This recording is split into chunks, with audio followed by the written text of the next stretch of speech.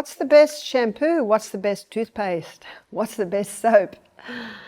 We had a man do our program a few years ago, and he had orange curly hair, a big orange beard. He said, I always wash my hair with sodium bicarbonate. I wash my body with sodium bicarbonate. I wash my clothes with sodium bicarb. See, when you buy washing powder, it's mostly sodium bicarbonate. So sodium bicarbonate can be used. I don't know whether I would wash my hair with sodium bicarbonate. Us ladies like to have a shampoo. So I'll tell you something to be cautious of, and that is sodium lauryl sulfate. What if I told you that you might be using products every day that could actually be harming you without even realizing it? Well, many of us trust that what's on the store shelves is safe, but the truth is, some everyday beauty and personal care products come with hidden risks. As we age, it becomes increasingly important to pay attention to what we put on our skin, hair, and teeth, because harmful ingredients can build up over time and affect our health. So what are the best products to use, and what products should we avoid at all costs? Keep watching, because today we're breaking down 5 dangerous beauty and personal care products you probably use every single day, and what safer options you can start using instead.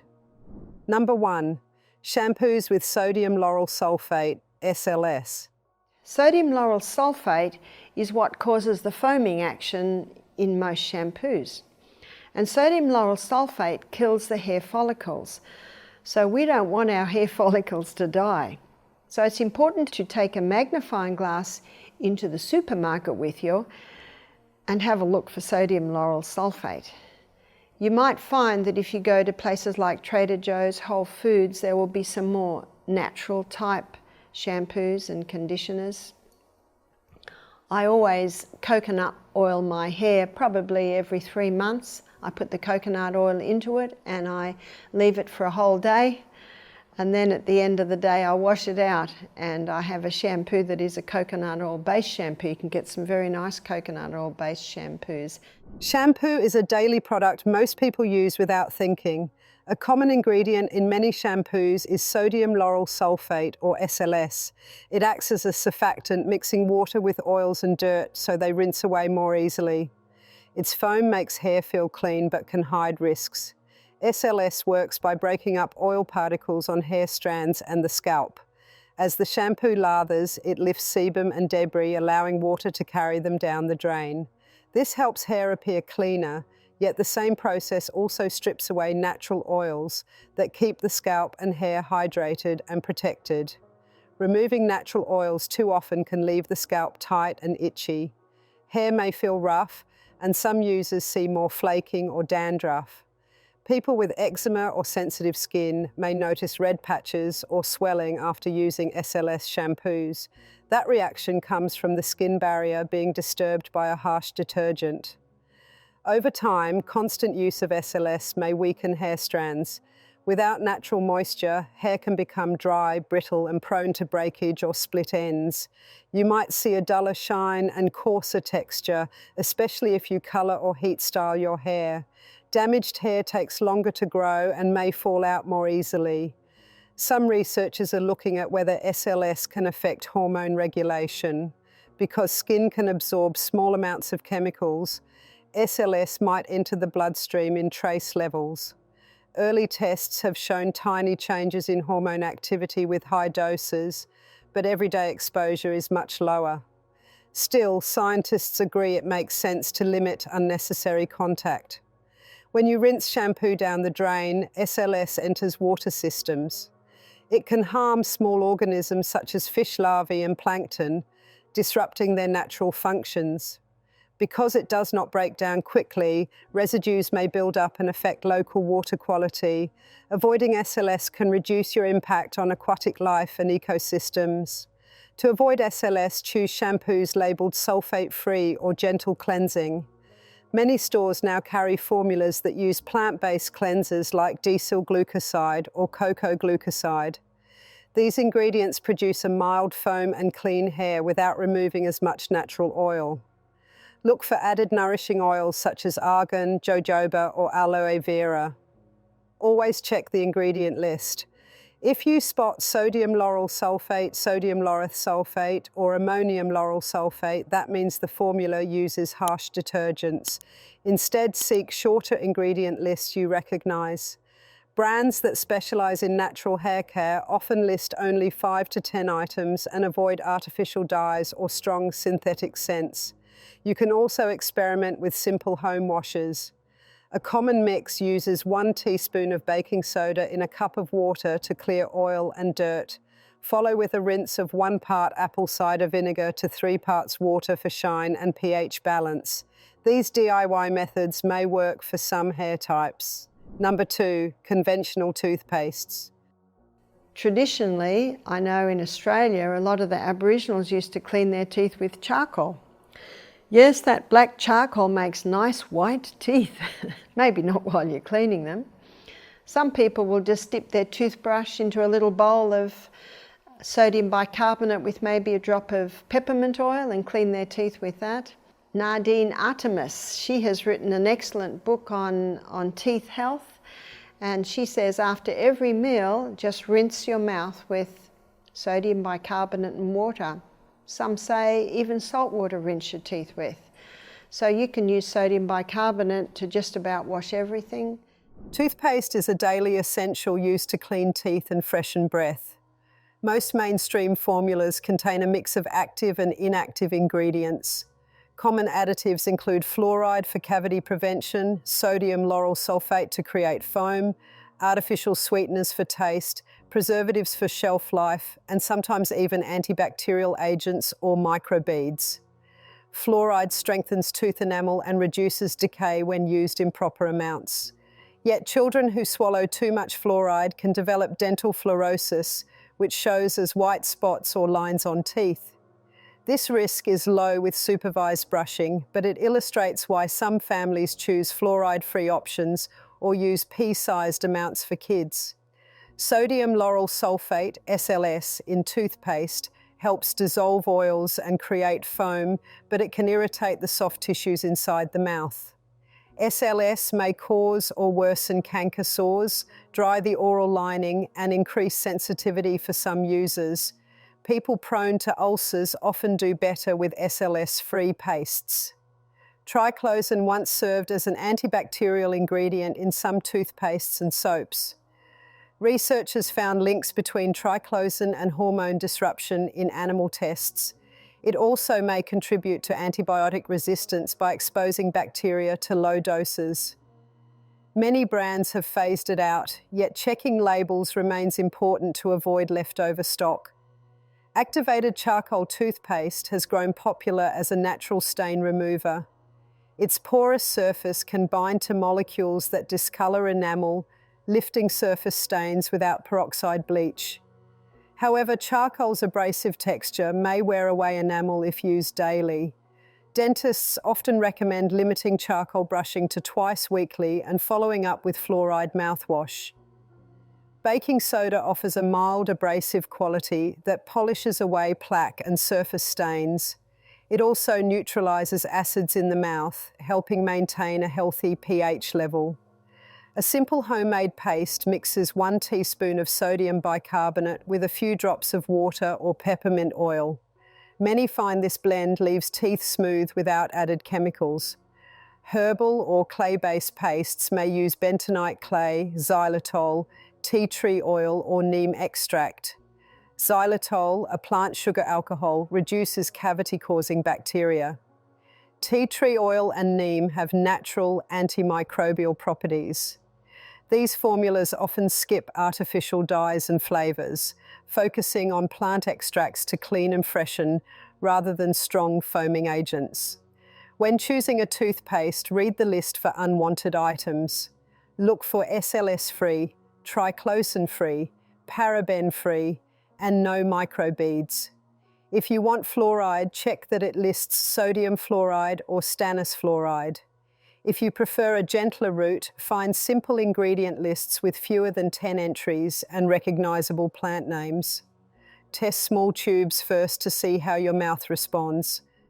Number 3, synthetic-filled soaps.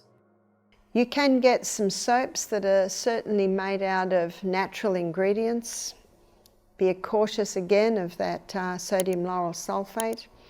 It's a matter of reading your labels.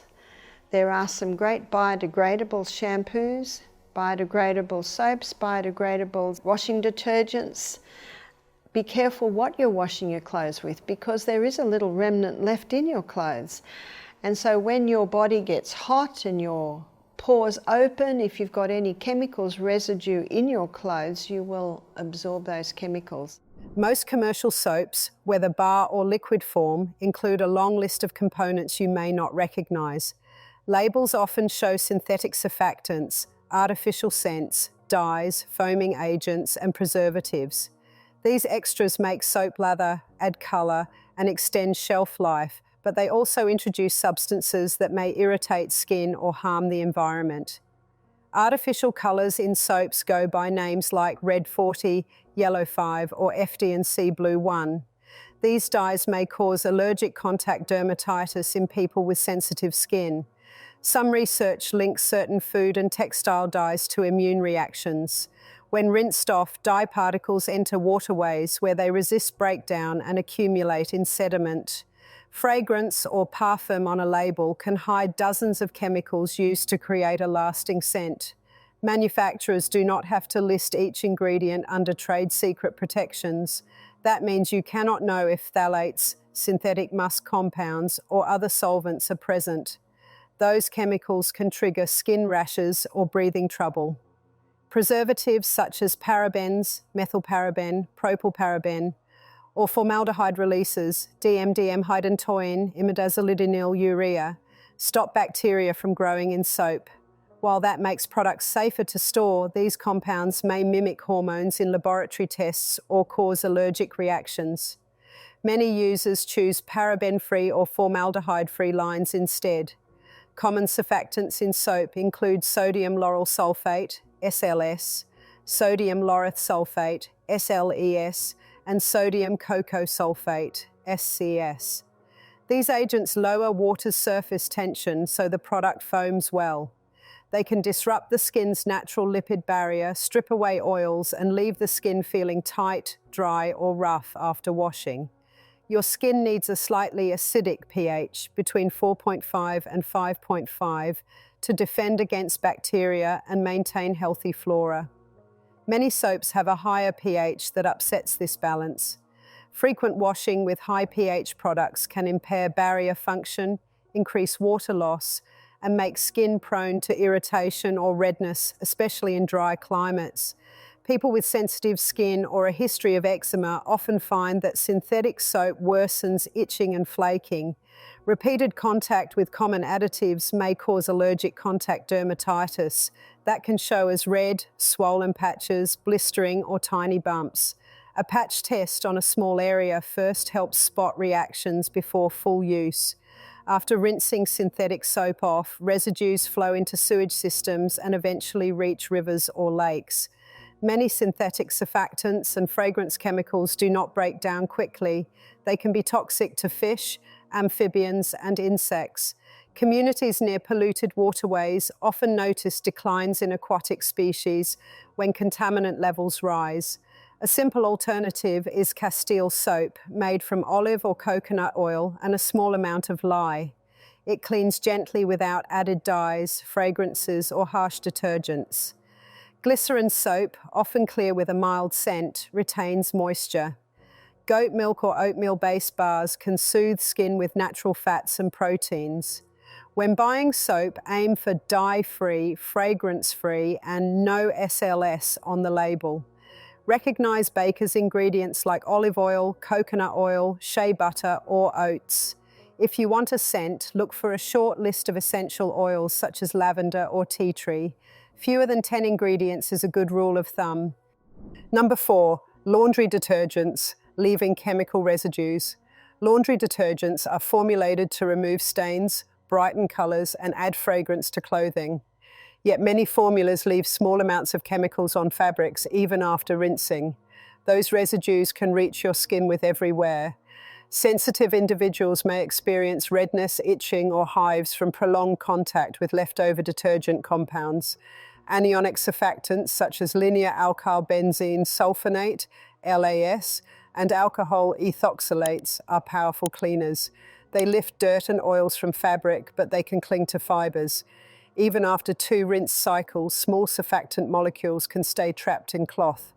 Over time, these traces transfer to skin, causing irritation in sensitive people. Optical brighteners are chemicals that absorb ultraviolet light and emit visible blue light, making whites look whiter and colors pop.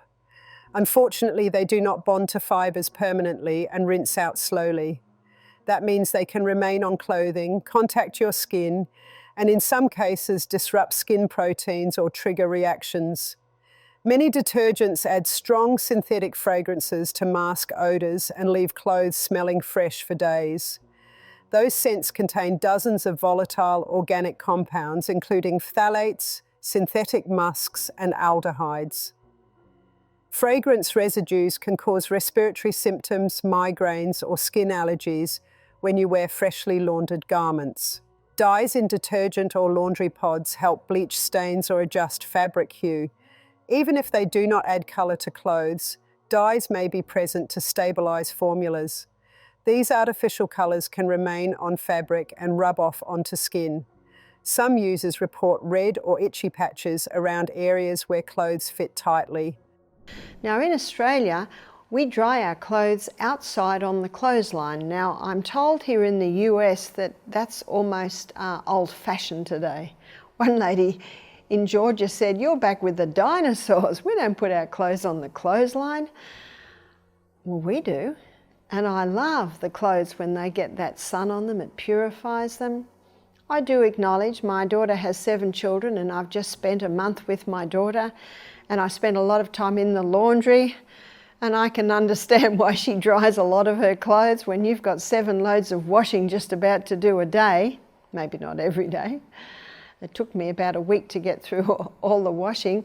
I found myself using the dryer, and certainly the dryer is quite hot and certainly it can purify in that way. But you will find that your clothes don't wear out near as quick when you put them on the clothesline. So remember the clothesline.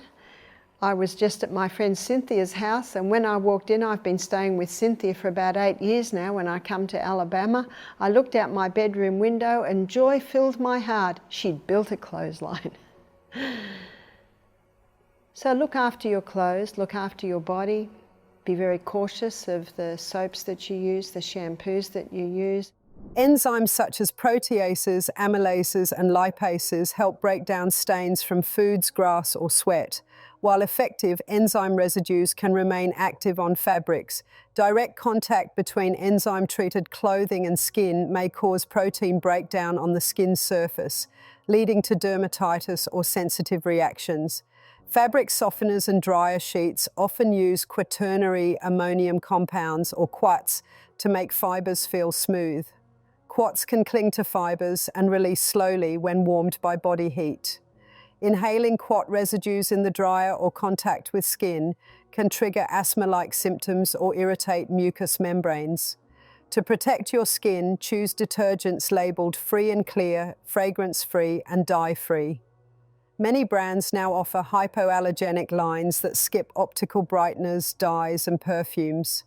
Look for plant-based surfactants, such as those derived from coconut or corn, and avoid synthetic enzymes if your skin is sensitive.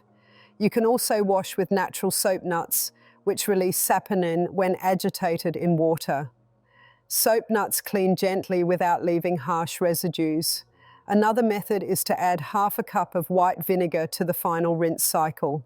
Vinegar helps remove leftover soap and softens fibers without fragrances or dyes. For heavy stains, pre-treat with a paste of baking soda and water or a few drops of Castile soap. Use the correct detergent amount. Too much leaves more residue and too little may not clean well. Wash in cold water to limit chemical release and fade. Line drying reduces reliance on fabric softeners and keeps odors fresh. Number 5, personal care items with artificial fragrances. Fragrance is added to many personal care products, lotions, cleansers, deodorants, and hair products to create a pleasant scent. Yet fragrance, or parfum, on an ingredient list can hide anywhere from 5 to 40 different chemicals. Manufacturers are not required to list each compound, so you cannot know exactly what you are applying to your skin. Common hidden fragrance chemicals include phthalates, which help scents cling to surfaces, and synthetic musks, such as nitromusks or polycyclic musks. These substances can act like hormones in laboratory tests, and studies have found traces in human tissue. While levels are low, regular use could add up over time inside the body. Other fragrance ingredients are solvent carriers such as limonene, linalool, benzyl acetate, and alpha-terpineol. When mixed, these chemicals can form byproducts like formaldehyde or acetaldehyde, which may irritate the skin or airways. Sensitivity reactions range from mild redness to contact dermatitis, showing as small itchy bumps under tight clothing. Inhaling complex fragrance blends can trigger respiratory symptoms in people with asthma or chemical sensitivities. Some users report headaches, nausea, or a feeling of tightness in the chest when exposed to strong, long-lasting scents.